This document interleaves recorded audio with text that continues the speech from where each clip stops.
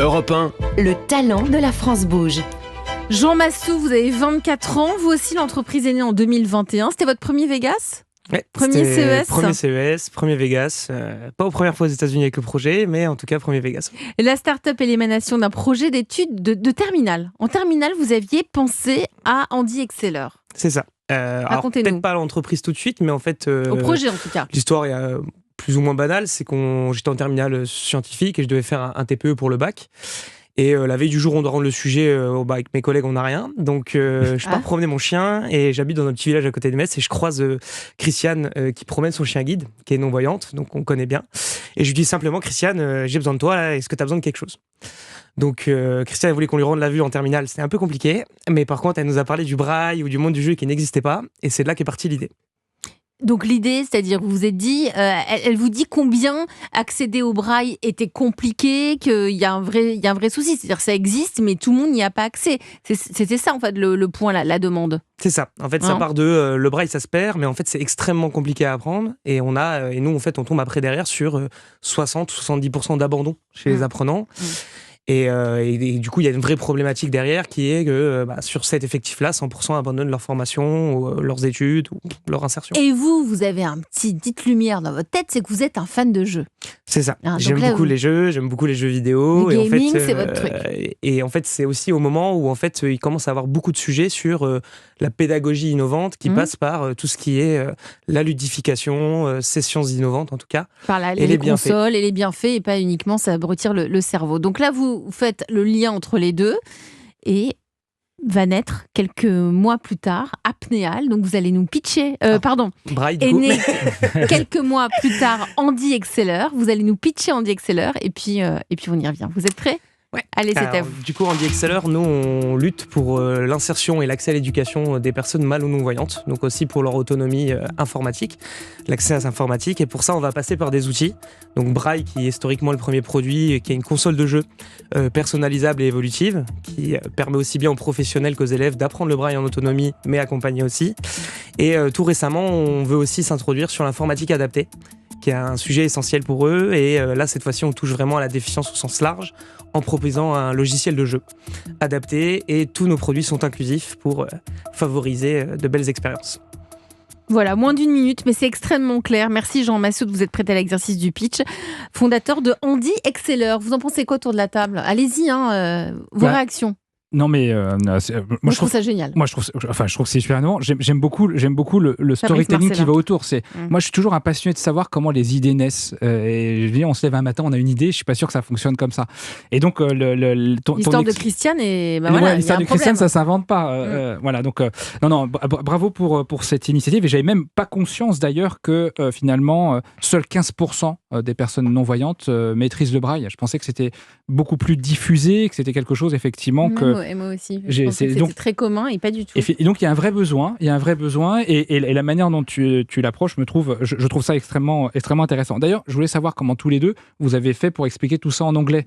Est-ce que parce que soit on est fluent English, mais on voit bien que c'est pas si simple que ça. Et puis en plus, ils ont un vocabulaire particulier. Comment tu présentes comment tu t'es organisé pour présenter tout ça à une population au CES? À nous, l'avantage d'avoir un jeu, c'est que souvent, on n'arrive pas avec une approche, on va dire, très marketing ou très commerciale. Regardez les bénéfices de notre produit, c'est prends-le en main. La démo.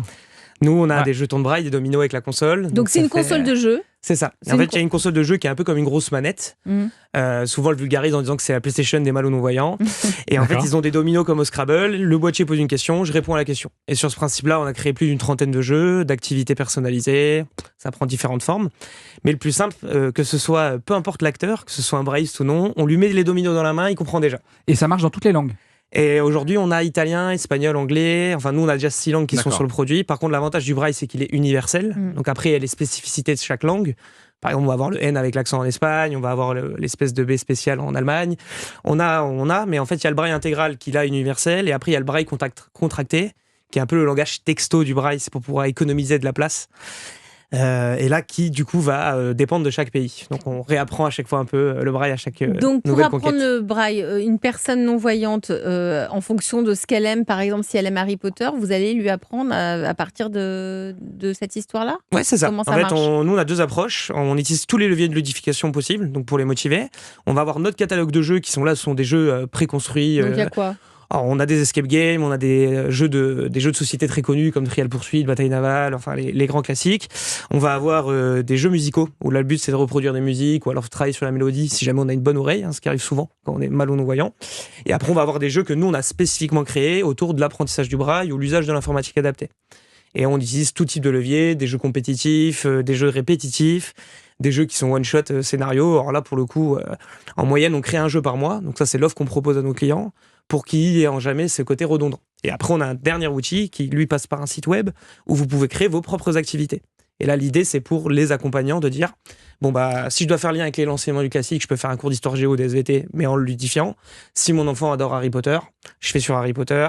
Là, vous êtes libre de créativité et de pouvoir vous impliquer dans la vie de l'apprenant. Et donc, vous étiez, Jean, au CES de Las Vegas. Et alors là, on revient à ce qui nous intéressait depuis le début, c'est que Stevie Wonder, ne me dites pas qu'il est passé vous voir. Je pense qu'on réalise toujours pas.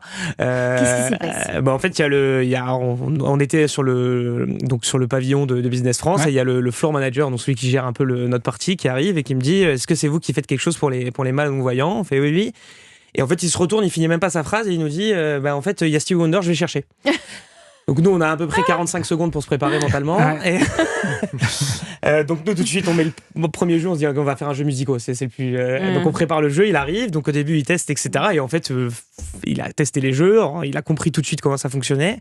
Puis il a fait 1 partie, 2 parties, 3 parties. On a commencé à rigoler. Et en fait, il a adoré. Il nous a dit, on lui a dit qu'on était sur un salon qui est à Los Angeles en mars, qui s'appelle le Season, qui est vraiment le rendez-vous des technos, là, des films visuels. Prochain. Et il a dit, je reviens avec ma fille et on fera une partie avec ma fille parce que je veux la battre.